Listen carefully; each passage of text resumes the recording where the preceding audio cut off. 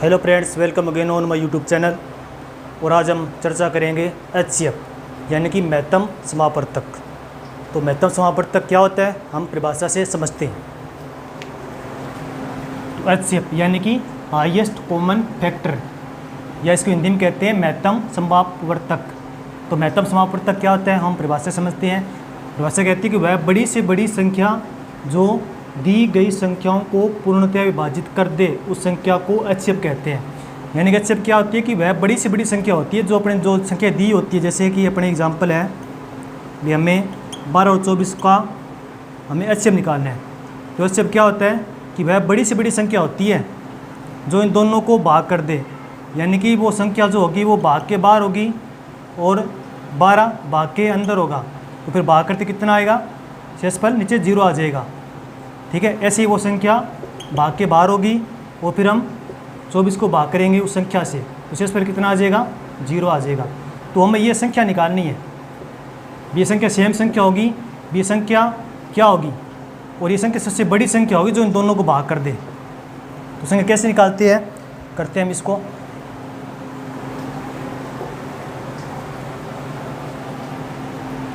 तो संख्या निकालने के लिए पहले हम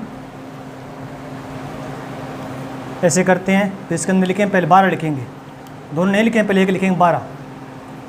फिर चेक करेंगे 12 छोटी छोटी किस संख्या से भाग होता है। ये 12 6 से भाग होता है 6 दूनी 12। लेकिन हमें 6 नहीं उठाना, हमें छोटी छोटी संख्या उठानी है। 2 से चेक करो पहले, 2 से 12 भाग होता है क्या, 2 6 12 होता है। तो पहले फिर हम क्या करेंगे, यहाँ लिखेंगे 2, जिससे भाग करते हैं वो हम यहाँ लिखते हैं। कितना आता है वो उसके नीचे आ जाएगा। जैसे 2 6 12 बचे यहाँ पर आ जाएगा इसके नीचे। ऐसे आगे चेक करो, 6 2 से भाग होता है क्या, हाँ होता है, 2 3 6। तो जिससे भाग करते हैं वो यहाँ लिखते हैं। फिर कितना आता है, 2 3 6 3 पर आता है, तो वो इसके नीचे आ जाएगा 3। ऐसे आगे चेक करो भी 3 2 से भाग होता है क्या, नहीं होता। तो फिर 2 के बाद हम 3 से चेक करेंगे भी 3 3 से भाग होता है क्या, हाँ होता है, 3 1 3। जिससे भाग करते हैं वो यहाँ लिखते हैं। और कितने में जाएगा ये 3 3 1 3, वो 1 इसके नीचे आ जाएगा। अब 1 आ गया तो यहाँ इसको छोड़ देंगे। फिर क्या करेंगे, फिर आगे 24 है, इसको भी हम सेम ऐसे ही करेंगे। 24 को हम सेम ऐसे ही करेंगे।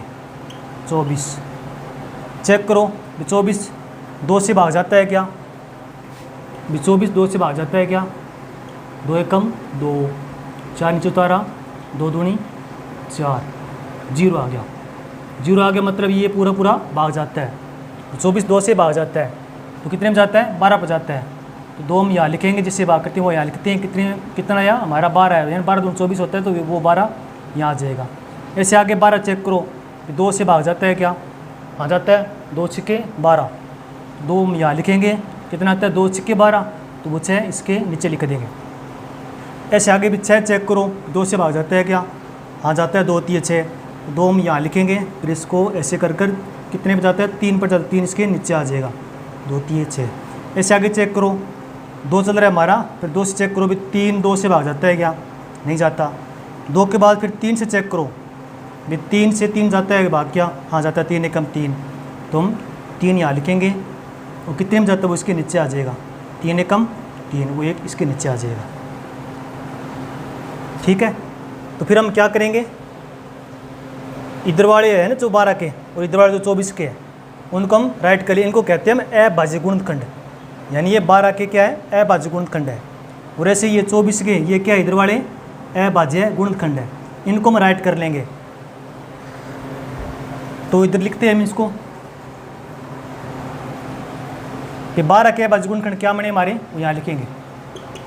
क्या बने, 2 गुणा 2 गुणा 3, 1 नहीं लिखेंगे, 2 गुणा 2 गुणा 3।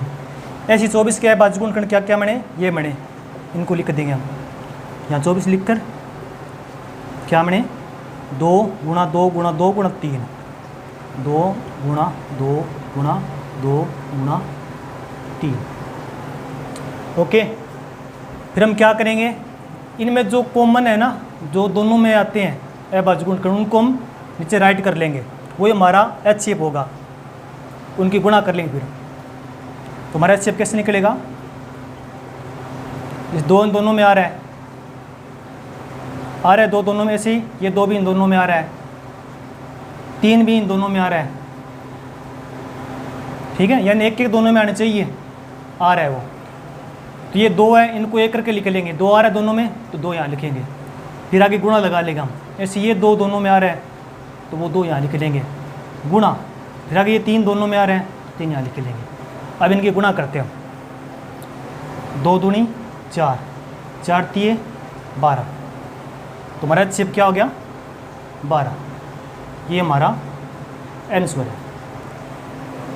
यानी क्या समझे कि जो इससे बाहर निकल कर आया, मतलब 12 सबसे बड़ी संख्या है जो इन दोनों को पूर्णतया भाग करती है, यानी 12 ही सबसे बड़ी संख्या है जो इन दोनों को भाग करती है।